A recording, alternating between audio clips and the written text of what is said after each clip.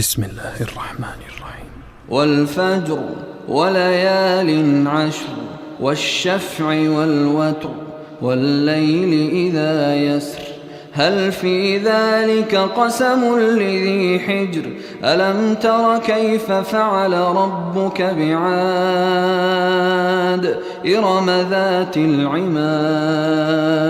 التي لم يخلق مثلها في البلاد وثمود الذين جابوا الصخر بالواد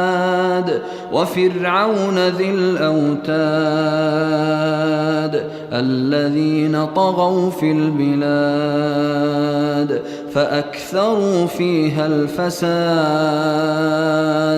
فصب عليهم ربك سوط عذاب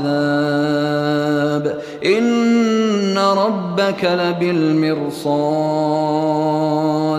فأما الإنسان إذا ما ابتلاه ربه فأكرمه ونعمه فيقول ربي أكرمن وأما إذا ما ابتلاه فقدر عليه رزقه فيقول ربي أهانن كلا بل لا تكرمون اليتيم ولا تحاضون على طعام المسكين وتأكلون التراث أكلا لما وتحبون المال حبا جما كلا إذا دكت الأرض دكا دكا وجاء ربك والملك صفا صفا وجيء